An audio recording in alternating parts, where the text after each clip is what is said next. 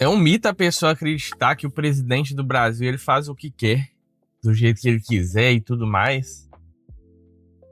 Porque um presidente ele tem que ter o apoio da Câmara dos Deputados.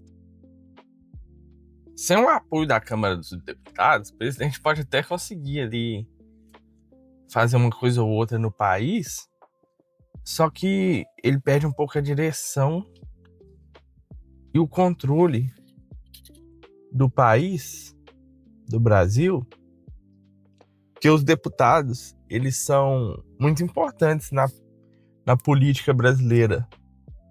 A Câmara dos Deputados é muito importante. Muitas vezes tem campanhas presidenciais que a gente fica revoltado, né? Porque não acontece, porque não resolve, porque não faz, porque não foi cumprida.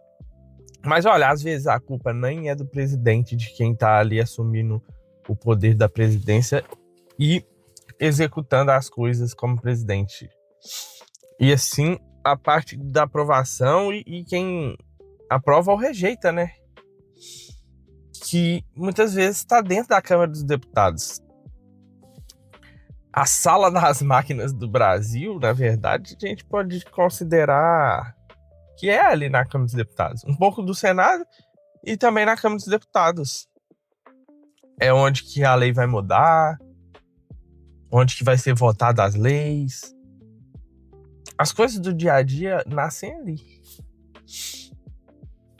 Eu já fiz aí um vídeo sobre o Senado, sobre o senador, e já expliquei mais ou menos que o Senado representa o Estado de uma forma total, assim, cada Estado de uma forma geral ali em Brasília, né? Os senadores são distribuídos 3 para cada Estado e forma a Câmara dos Senadores. Mas sobre a Câmara dos Deputados, os deputados vão representar o povo de cada estado, sabe? O povo do país. Dentro da Câmara dos Deputados é para representar o povo na aprovação de leis, na votação, na parte de propor também as leis. E o número de deputado na Câmara dos Deputados vai depender da população daquele estado. Cada estado vai ter um número de deputados dentro da Câmara dos Deputados pelo número da população. Então, se um estado é mais populoso, por exemplo, São Paulo, são 70 deputados. Aí, às vezes, um estado de Roraima, que é menor, vai eleger somente 8, entende? Então, existe limite máximo e existe limite mínimo. 8 é o mínimo e 70 é o máximo. Então, essa parte de quantidade de deputados vai depender da quantidade da população, justamente pelos deputados representar o povo daquele estado, né? E diferente do Senado e do senador, que dura 8 anos o mandato, um deputado vai ficar ali só 4 anos. 4 anos de mandato, um mandato como os outros, assim, vamos dizer, em geral. O senador são 8 anos, os deputados são 4. Né? Então, o deputado vai entrar na mesma eleição que um presidente e ficar os mesmos 4 anos. Né?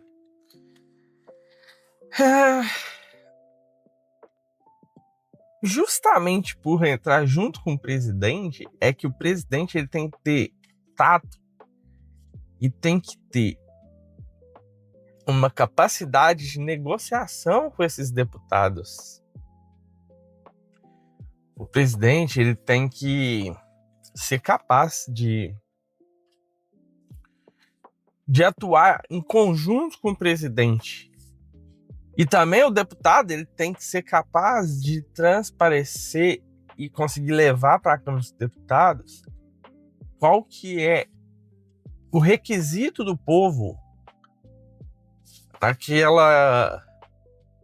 naquele mandato, até mesmo naquela época que ele está ali assumindo o seu mandato e assumindo as suas funções. para conseguir levar ali para a Câmara as ideias, a aprovação ou recusa de leis que representem o que o povo quer. Essa é a função de um deputado na Câmara dos Deputados.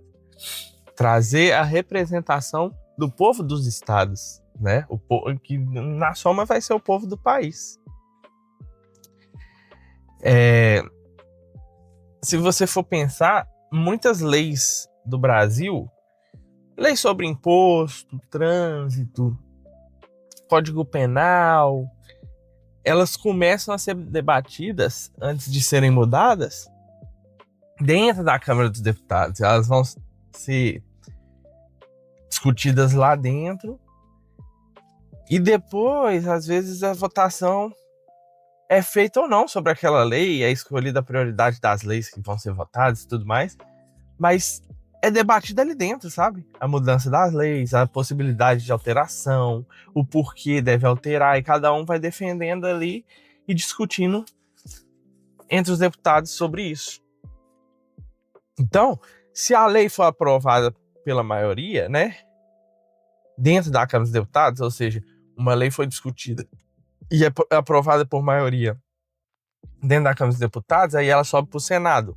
Aí o Senado revisa e vê se aprova ou não. Então, dentro da Câmara dos Deputados é que vai ter o burburinho de discussão, de buscar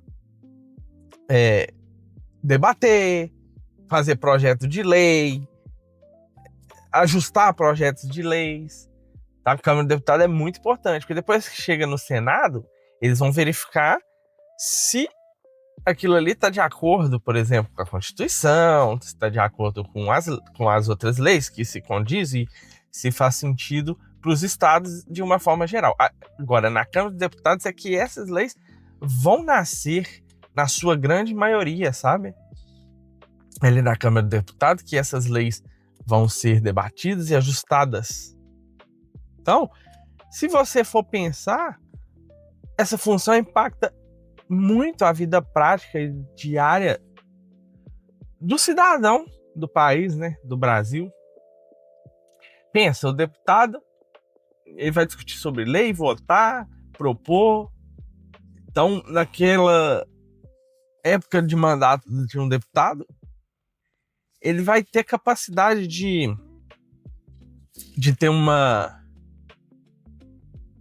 responsabilidade direta ligada com a nossa vida, porque muitas coisas que mandam na rotina do nosso dia a dia, nos negócios, no trânsito, tudo, são as leis, né? São as leis que regulam, as leis que orientam, as leis que a gente tem que seguir. E para elas serem mudadas, alteradas, ou até criado novas leis, tem que começar a ser discutida ali, tem que ser pessoas que têm essas ideias ali. Para que depois isso passe para votação, aprovação, Senado, até ser colocada em prática. Então a Câmara dos Deputados é algo muito importante, um deputado é algo muito importante. Isso, gente, tô falando, é o deputado federal, tá? O deputado federal. Só falei deputado aqui muitas vezes, mas é o deputado federal. Então, se você for ver, a Câmara dos Deputados também vai ser responsável, por exemplo, para decidir destinar aonde o nosso imposto vai ser investido. Muitas vezes o presidente vai enviar o plano de gasto, o orçamento, e os deputados que vão fatiar ali aquele plano, né? Os deputados que vão ver quanto que vai para a saúde, quanto que vai para a educação, quanto que vai para a infraestrutura, quanto que vai para as emendas parlamentares, né? Emenda parlamentar, se você não sabe, é um dinheiro que vai direto para a cidade do deputado específico, entendeu? para construir, por exemplo, ponte, hospital e tudo mais. Então, é ali na Câmara dos Deputados que vai decidir também se esse plano de gastos vai ser bem distribuído, sabe? Essa decisão tem que ser bem tomada, tem que ter pessoas ali que têm mentalidade para conseguir tomar boas decisões. Então, muitas vezes, um deputado ele não tem a função ali de ficar na vigia do presidente, no controle e tudo mais, né?